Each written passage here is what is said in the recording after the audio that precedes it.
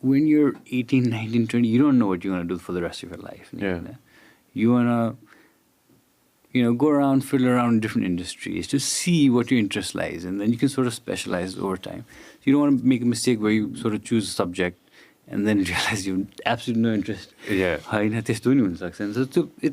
it works both ways. It gives, like a young student, like their exposure on school curriculum कहिले बना हुन सक्छ हुन्छ it ages fast नि आजकलको दिनमा हैन it ages fast so त्यो सिक्नेलाई पनि like what's going on in the industry so that you can understand what the trajectory देखेर उसले म यो पढ्छु ले यसमा specialize in that, so all that, so he can make himself more useful by learning, pursuing a certain trajectory देख्न पाए नि. So धेरै चीज हुन्छ. I think this interning and working with someone while you studying is a very, very, very good thing. It's an extremely good thing. We've all three of us have come to agreement on this. Yes. यो high school पछि के सिक्ने उसमा चाहिँ I look at it at two ways. एउटा hard skills, soft skills मा.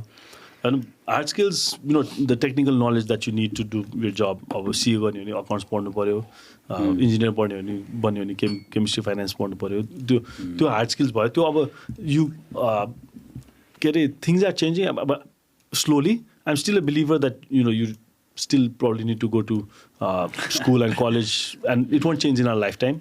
बिस्तारै त्यो पनि अब change होला किनभने you get to learn a lot from YouTube and online stuff, peer-to-peer learning, etc.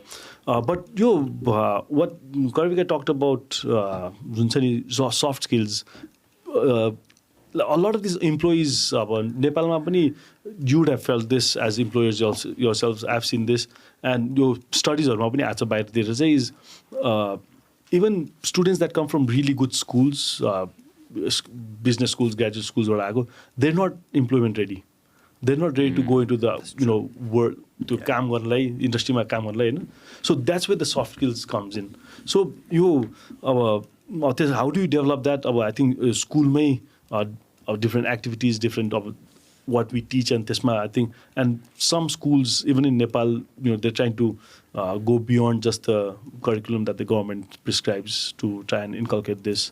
But like for those who are in college or even like plus two, one way to do this is, like she said, go and work.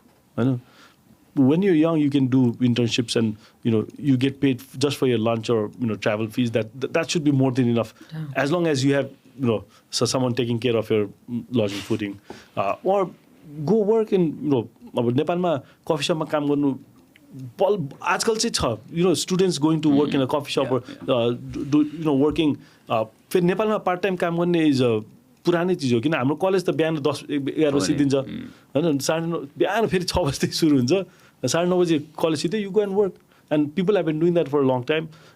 So executive education for Nepal is not something new, तर यो सब धेरैले गर्न सक्छन्. So for people I think if you जति चाँडो गयो किन हामीलाई चाहिँ हाम्रो बेला कस्तो थियो नि you do your +2, you do your bachelor's हैन.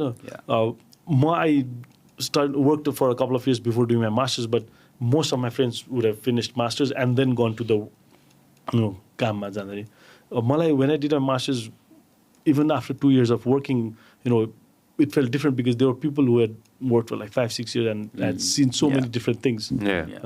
So I think your soft skills को लागि चाहिँ अब के अरे गरेर नै अलिकति सिकिन्छ. And like I said, हाम्रो education system मा schools-हरुले at least काठमाडौँमा चाहिँ they've started I think to try and do things differently, so which I think hopefully will show in the next decade or so. Thank you very much for watching us on YouTube.